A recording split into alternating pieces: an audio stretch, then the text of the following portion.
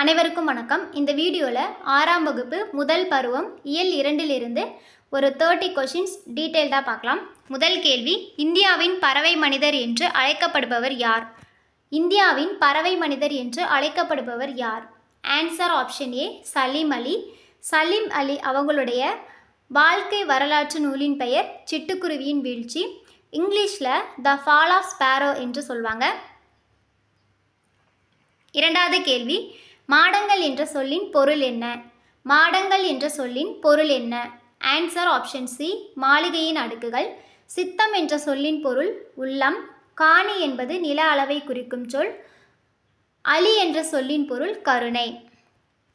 மூன்றாவது கேள்வி, ஆத்திமலர் மாலையை அணிந்த மன்னன் யார்?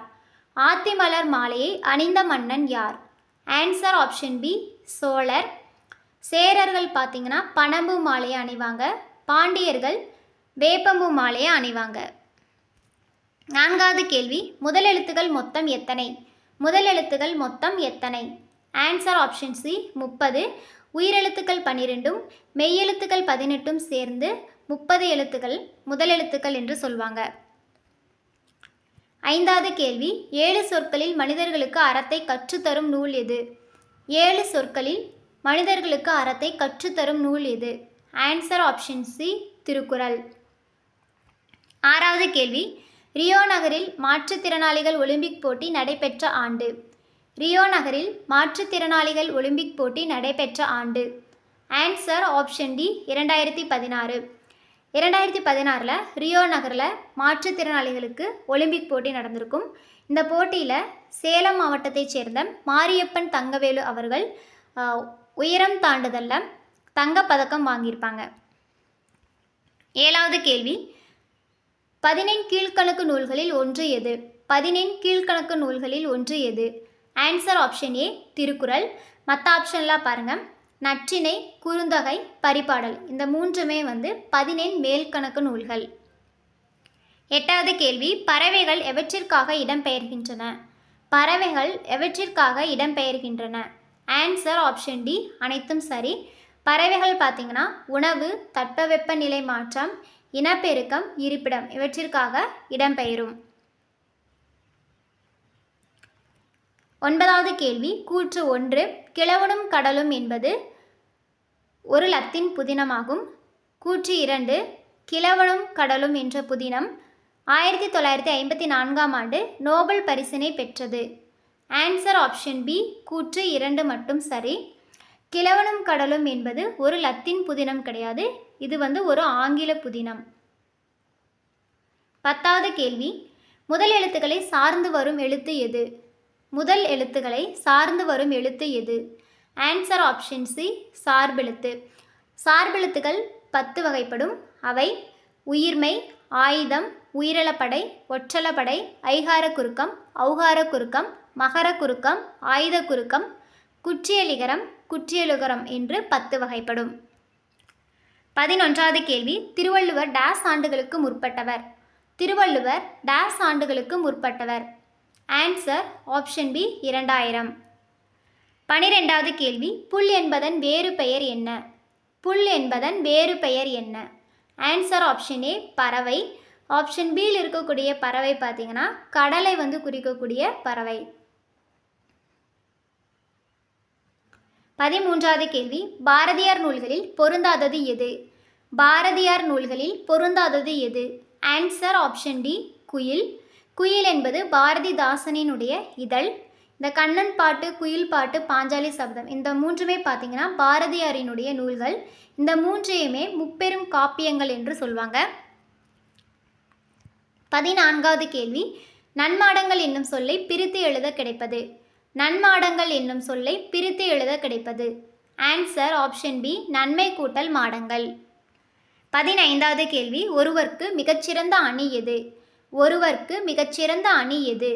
Answer option C, ANB. பணிவு இன்சொல்லுதான் ஒருவருக்கு மிகச்சிறந்த அணியாகும்.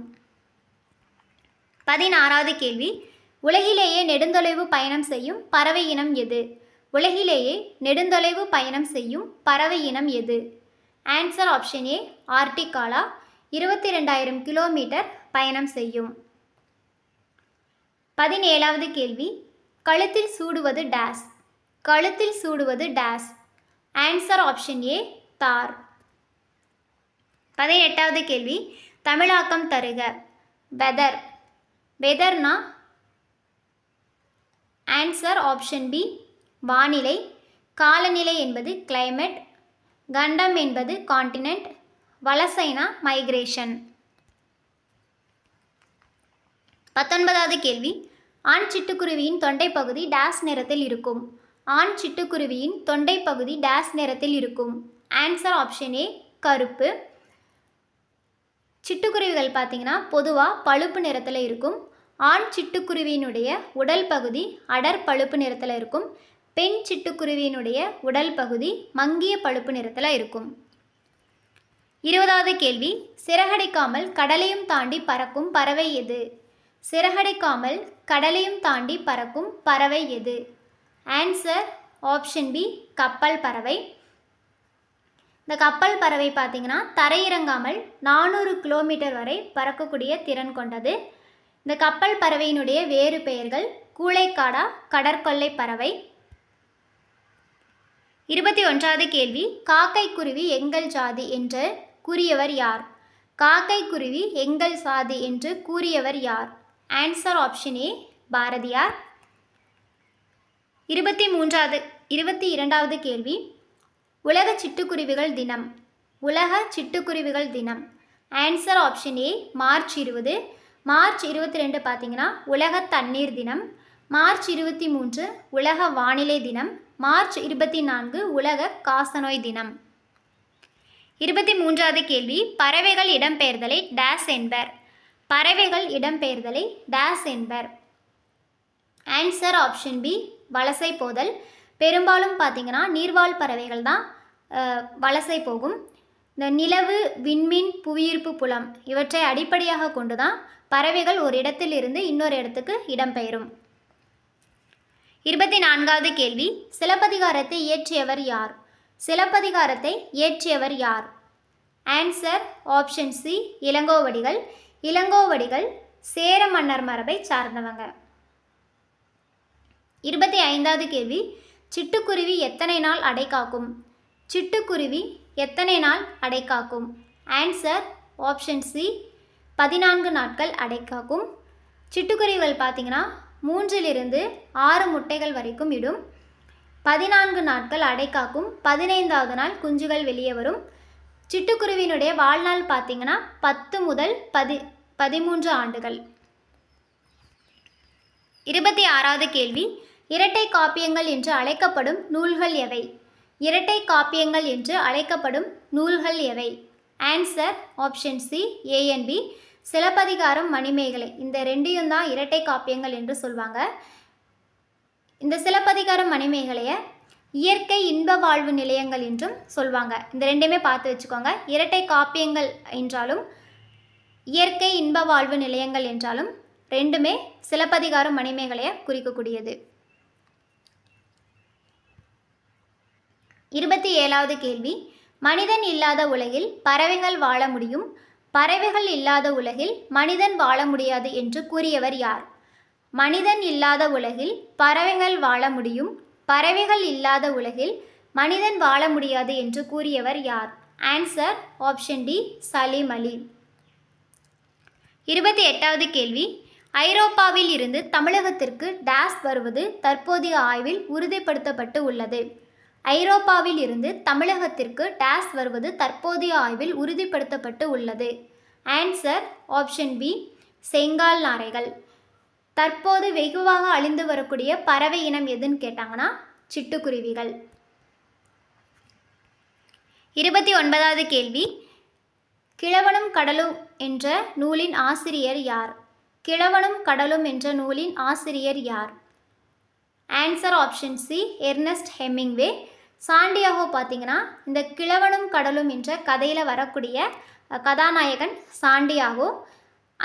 இந்த கிழவனும் கடலும் என்ற கதையில் வரக்கூடிய சிறுவன் பார்த்தீங்கன்னா மனோலின். 30வது கேள்வி, மக்களுக்கு மகிழ்ச்சி தருவது டேஸ். மக்களுக்கு மகிழ்ச்சி தருவது டேஸ். ஆன்சர் ஆப்ஷன் சி அறிவுடைய மக்கள். நெக்ஸ்ட் வீடியோவில் ஒரு 30 கொஷின்ஸ் பார்க்கலாம். தேங்க்யூ.